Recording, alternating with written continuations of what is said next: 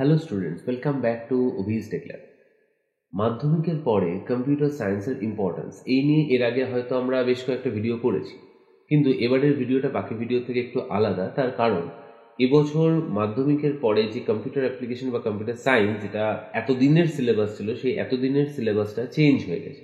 যেহেতু এতদিনের syllabus change হয়েছে, নতুন সিলেবাস কি টাইপের হয়েছে এবং সেই অনুযায়ী সাবজেক্ট কম্বিনেশনগুলো একটু আধটু বদলাবে। তো তার উপর বেস করে কম্পিউটার সায়েন্স কারা নেব, কম্পিউটার অ্যাপ্লিকেশন কারা নেব, কী কী ফিউচার স্কোপস আছে, কোন সাবজেক্ট নিলে, এখন কলেজের সিস্টেমও চেঞ্জ হয়েছে। মোস্ট প্রবাবলি কম্পিউটার সায়েন্স বা কম্পিউটার অ্যাপ্লিকেশনে যারা 11-এ উঠছে, এবার এই বছর থেকে 11-এ মেবি সেমিস্টারও চালু হতে পারে। সো আমাদের এডুকেশনাল প্ল্যানিং কী হবে, এই সমস্ত বিষয় নিয়ে আজকের ভিডিওতে আমরা ডিসকাস করব। So without wasting time, let's get started.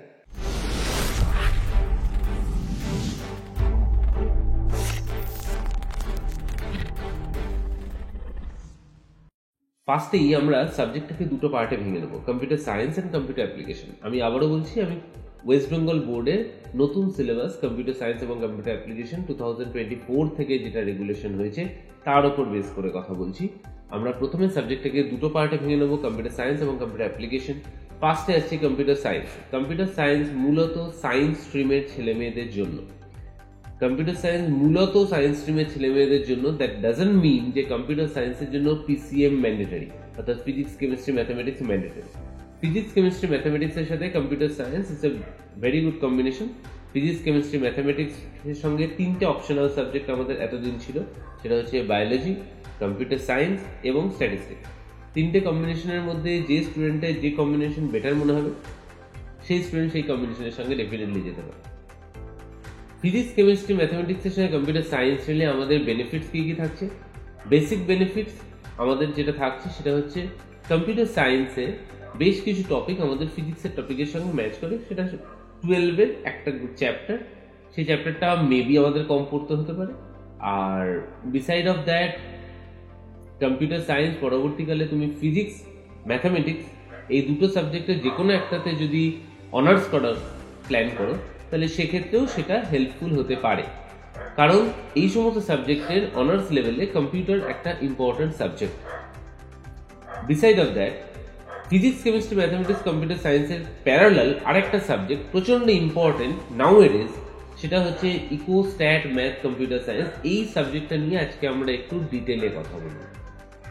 Eco stat math computer science এটা বেসিক্যালি হিউম্যানিটিজ গ্রুপের মধ্যে আসে, বাট এটা হিউম্যানিটিজ গ্রুপ বাদ দিয়েও এখানে প্রত্যেকটা subject science related, economics, statistics, mathematics, computer application এবং কম্পিউটার অ্যাপ্লিকেশন অর সায়েন্স, এখানে দুটো অপশন আছে। আমি এখন যেহেতু সায়েন্স নিয়ে কথা বলছি, আমি ইকোস্ট্যাট ম্যাথের সাথে কম্পিউটার সায়েন্স বলবো।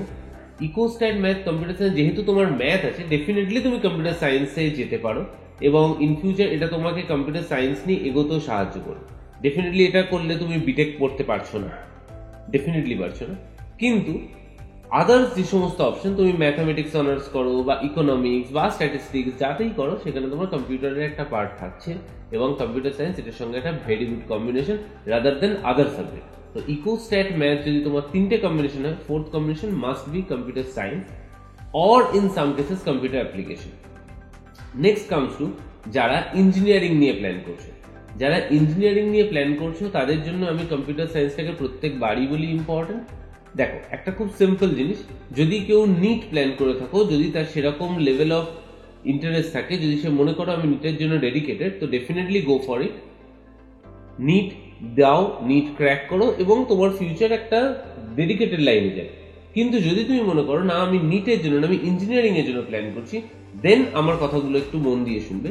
ইঞ্জিনিয়ারিং এর ক্ষেত্রে এই মুহূর্তে টপে যে ইঞ্জিনিয়ারিং এর যার ভ্যালু সব থেকে বেশি, সেটা হচ্ছে সিএসই, কম্পিউটার সায়েন্স ইঞ্জিনিয়ারিং। তো কম্পিউটার সায়েন্স ইঞ্জিনিয়ারিং মানে ইটস অল অ্যাবাউট কম্পিউটার। তো তুমি যখন ইঞ্জিনিয়ারিং কলেজে যাবে, তো সেখানে যখন টিচাররা বা প্রফেসররা তোমাদের পড়াবেন, তো তারা কিন্তু কম্পিউটার সায়েন্সে তোমার বেসিক এলিজিবিলিটি আছে এটা ধরে নিয়ে তোমাকে পড়াবে এবং সেমিস্টার সিস্টেম, 6 মাসের টাইম থাকবে, সিলেবাস লং থাকবে।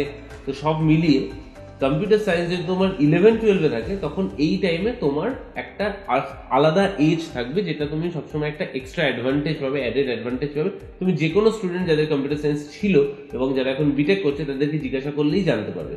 এবং এবছরের সাবজেক্টের মধ্যে ইম্পর্টেন্ট কি না, এবছরে তোমাদের সাবজেক্টে পাইথন ইন্ট্রোডিউস হয়েছে। যেহেতু পাইথন ইন্ট্রোডিউস হয়েছে, বিটেকে কিন্তু পাইথন ম্যান্ডেটারি একটা ল্যাঙ্গুয়েজ, যে ল্যাঙ্গুয়েজটা নিয়ে তোমাকে পড়াশোনা করতেই হবে। তো যেহেতু তোমার পাইথন এখানে ইন্ট্রোডিউস হয়ে যাচ্ছে, তো যখন বিটেকে পড়াশোনা করবে তখন তোমার সেখানে একটা বিরাট বড় সুবিধা থাকছে।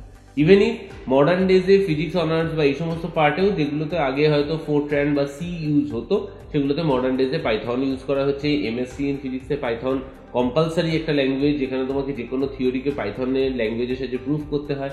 তো এই সমস্ত পার্টগুলোর একটা অ্যাডেড অ্যাডভান্টেজ তুমি পাবে যদি তোমার কম্পিউটার সায়েন্স থাকে। তো এছাড়া আর কোন সাবজেক্টের সাথে কম্পিউটার সায়েন্স নেওয়া যায়? আরেকটা সাবজেক্টের সাথে কম্পিউটার সায়েন্স নেওয়া যায়, কিন্তু আমার যদি পার্সোনাল ওপিনিয়ন না, আমি বলবো ইটস ওকেইশ, বাট তুমি অ্যাভয়েডও করতে পারো। যেমন বলছি, একটা কমন কম্বিনেশন আছে, যারা ধরো ডেডিকেটেডলি মনে করছো যে আমরা ম্যাথ নেব না, মানে বায়ো সায়েন্সের দিকে আসবো, কিন্তু নিটে যাও, তাহলে তোমার কি রাখছে, ফিজিক্স কেমিস্ট্রি রাখতে হচ্ছে, তার সঙ্গে বায়োলজি রাখতে হচ্ছে।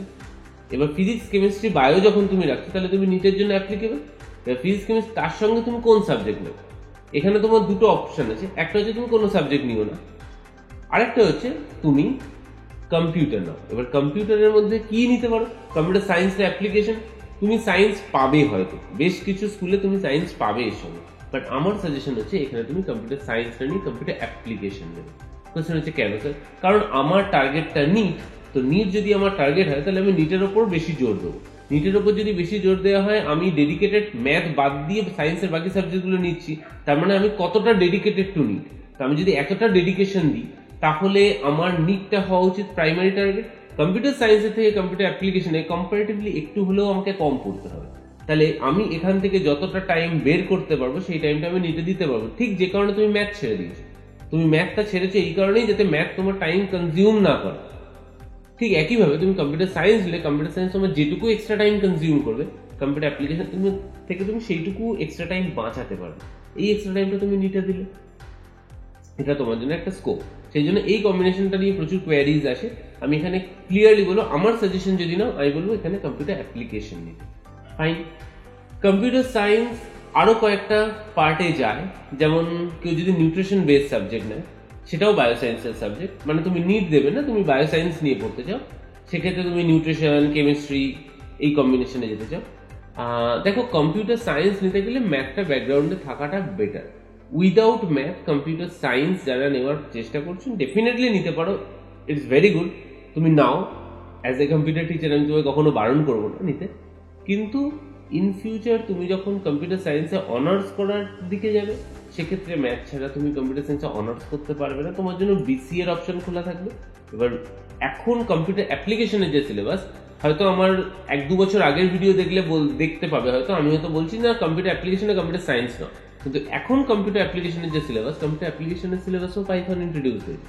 সিলেবাস কম্পারেটিভলি অনেক বেশি মডিফাইড হয়েছে, তো সেই সিলেবাস অনুযায়ী কম্পিউটার অ্যাপ্লিকেশন ইজিলি নিতে পারো। তো এখন কিন্তু কম্পিউটার সায়েন্স আর কম্পিউটার অ্যাপ্লিকেশনের ডিস্টেন্সটা অনেকটা কমে গেছে। তো এই যে ফ্লোটা, এই ফ্লোটা দিয়ে আমরা ঢুকবো কম্পিউটার অ্যাপ্লিকেশনের জন্য। এবার কোয়েশ্চেন হচ্ছে কম্পিউটার অ্যাপ্লিকেশন কারা কারা নিতে পারো। দেখো, যে কোনো হিউম্যানিটিস গ্রুপ যার মধ্যে যে কোনো সাবজেক্ট থাকবে, একটা জিনিস মাথায় রাখবে, হিউম্যানিটিস গ্রুপের কিছু সাবজেক্টে আমাদের প্র্যাকটিক্যাল আছে এবং কিছু সাবজেক্টে প্র্যাকটিক্যাল নেই। কম্পিউটার সায়েন্সের দুটো বিরাট বড় অ্যাডভান্টেজ। ফার্স্ট হচ্ছে 30 নম্বর কম্পিউটার সায়েন্স আর অ্যাপ্লিকেশন বোধ বলছি, টোটাল 30 মার্কসের প্র্যাকটিক্যাল এক্সামিনেশন, এবং যে 70 মার্কসের থিওরি এক্সাম হবে, সেই 70 মার্কসের থিওরি এক্সামের মধ্যে এখনো অবধি যা কোয়েশ্চেন প্যাটার্ন আছে, সেই অনুযায়ী 35 মার্কস অর্থাৎ 50% short question, MCQ and SCQ. তাহলে তোমার 35 marks only broad question add করতে হচ্ছে, এবং সেখানেও হাইয়েস্ট কোয়েশ্চেনের মার্কস থাকবে 4, অর্থাৎ যে 7 মার্কসের কোয়েশ্চেন থাকবে সেগুলো ভেঙে দেওয়া থাকবে, ম্যাক্সিমাম একটা কোয়েশ্চেনের মার্কস 4 হবে। তাহলে কম্পিউটার সায়েন্স ডেফিনেটলি মানে অনেক বেশি স্কোরিং, এবং কম্পিউটার সায়েন্স অনেক টু দা পয়েন্ট। যাদের যাদের মনে হয় যে আমাদের বেশি মুখস্থ করার থেকে বুঝে নিয়েও লিখতে সুবিধা হয়, কম্পিউটার সায়েন্স আমি তাদের জন্য সব সময় রেফার করি। তার মেন কারণ হচ্ছে কম্পিউটার সায়েন্সে বোঝার জায়গাটা বেশি, এবং অনেকে বলে কম্পিউটার সায়েন্সে ম্যাথামেটিক্স আছে, আমি কিছু ভুল ভাঙবো, একটু পরে বলছি। আগে কম্পিউটার অ্যাপ্লিকেশনটা নিয়ে বলিনি। তো কম্পিউটার অ্যাপ্লিকেশনের যে কোনো, ধরো তুমি ইকো জিও এরকম কম্বিনেশনে আসছো, ম্যাথামেটিক্স আসছো, কম্পিউটার অ্যাপ্লিকেশন নিতে পারো।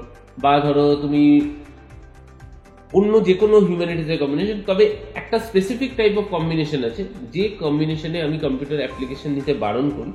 তার যেমন ধরো হিস্ট্রি, ফিলোসফি, পল সায়েন্স, এরকম একটা যদি কম্বিনেশন হয়, আমি বলবো এখানে কম্পিউটার অ্যাপ্লিকেশনটা নেওয়া খুব একটা বেনিফিশিয়াল নয়।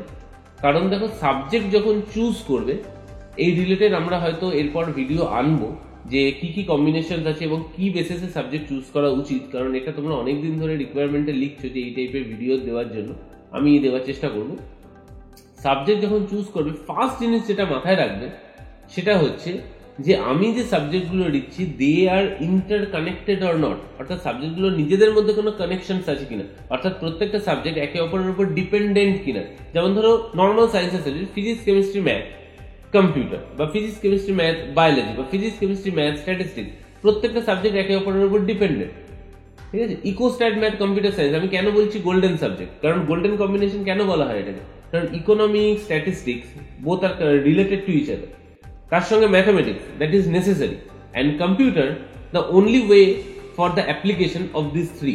এই তিনটেকে অ্যাপ্লিকেশনের জন্য আমাদের কম্পিউটার লাগবে। ফলে এই চারটে সাবজেক্ট একে অপরের মধ্যে প্রচন্ড ইন্টার কানেক্টেড সাবজেক্ট। সেই ইন্টার কানেকশনস গুলো important.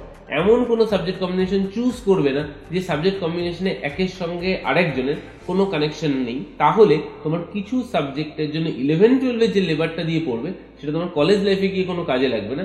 It will be a West of time.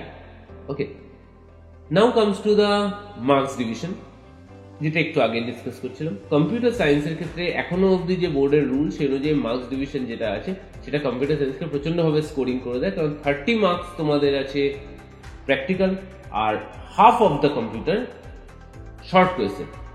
অর্থাৎ এই যে প্যাটার্নটা, এই প্যাটার্নটা যে কোনো সাবজেক্টের ক্ষেত্রে খুব স্কোরিং। তো এই স্কোরিং প্যাটার্নটাকে ফলো করাটা কম্পিউটার সায়েন্সের ক্ষেত্রে খুব সোজা। এবং কম্পিউটার সায়েন্সে যে সমস্ত টপিকস থাকবে তাদের মধ্যে হয়তো হার্ডলি একটা কি দুটো টপিক তোমাকে হয়তো মুখস্থ করতে হবে, বাকি জিনিসগুলো বুঝে নিয়ে তুমি ওয়ার্কআউট করতে পারবে। বেশ কিছু রিউমার্স যেগুলো কম্পিউটার সায়েন্সকে নিয়ে হয় বা মিথ বলা যেতে পারে, সেগুলো আমি একটু ব্রেক করে দিই। ফার্স্ট থিং, কম্পিউটার সায়েন্স বা কম্পিউটার অ্যাপ্লিকেশন পড়তে গেলে কম্পিউটার থাকা ম্যান্ডেটারি। এবং কিছু ক্ষেত্রে ফ্যামিলির কন্ডিশন এরকম হয় যে যারা কম্পিউটার অ্যাফোর্ড করতে পারে না। It is simple answer is no, computer থাকা ম্যান্ডেটারি নয়। তোমার প্রয়োজন পড়লে তুমি এক দিন সাইবার ক্যাফেতে গিয়ে বসতে পারো।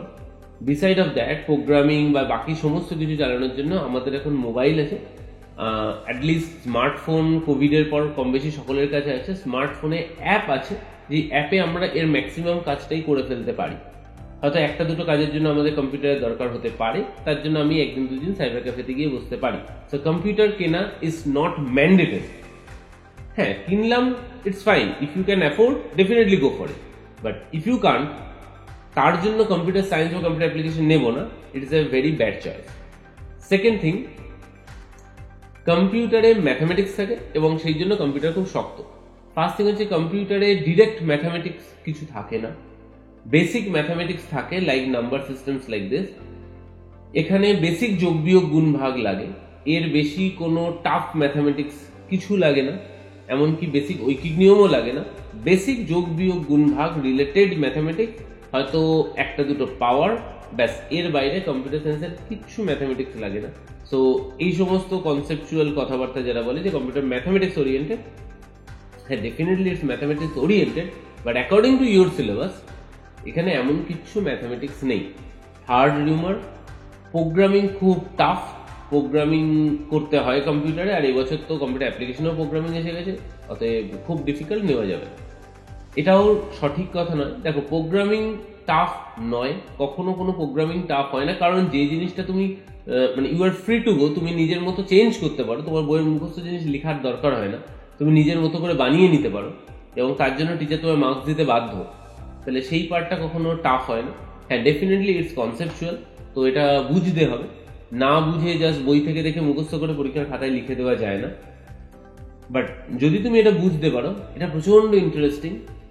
তো এই কনসেপ্টটা খুব ভুলভাল যে এই জিনিসটা খুব বোরিং বা প্রোগ্রামিং খুব ডিফিকাল্ট। আমি C plus plus, Java, Python, Oracle সমস্ত প্রোগ্রামিং ল্যাঙ্গুয়েজ শিখিয়ে তার উপর বেস করে আমার এক্সপিরিয়েন্স থেকে তোমাদের ডিসিশন বলছি, এই পার্টটা মোটেও ডিফিকাল্ট নয়। It will take hardly 1 or 2 week time. 2-1 সপ্তাহের মধ্যে একটু যদি বুঝে যাও তাহলে এটা হয়ে যাবে, ঠিক আছে? সো কম্পিউটারের পার্টগুলোকে আমরা পরপর অ্যানালিসিস করে দিলাম। এর বাইরে যদি কারোর কিছু কোয়ারিজ থাকে ডেফিনেটলি আমায় কমেন্ট সেকশনে লিখে জানাও। তেমন হলে সেই কোয়ারিজের উপর আমি আরেকটা ভিডিও রাখার চেষ্টা করব, এবং কে কি কম্বিনেশন নিচ্ছ সেটা আমাকে কমেন্ট সেকশনে লিখে জানাও। যদি কারোর কোনো কম্বিনেশন নিয়ে কোয়ারিজ থাকে সেটাও আমাকে লিখে জানাও। সো আমি হেল্প আউট করতে পারলে ডেফিনেটলি করব, আমি রিপ্লাই দেওয়ার চেষ্টা করি as early as possible. So সকলকে অল দ্য বেস্ট উইশ করছি। ভেবে চিনতে সাবজেক্ট কম্বিনেশনস নাও, এমন সাবজেক্ট কম্বিনেশনস নাও যেটা নিয়ে তোমার ফিউচার স্কোপ আরও ভালো ব্রাইট হোক। সকলকে all the best for your future. So আজকের মতো বাই বাই।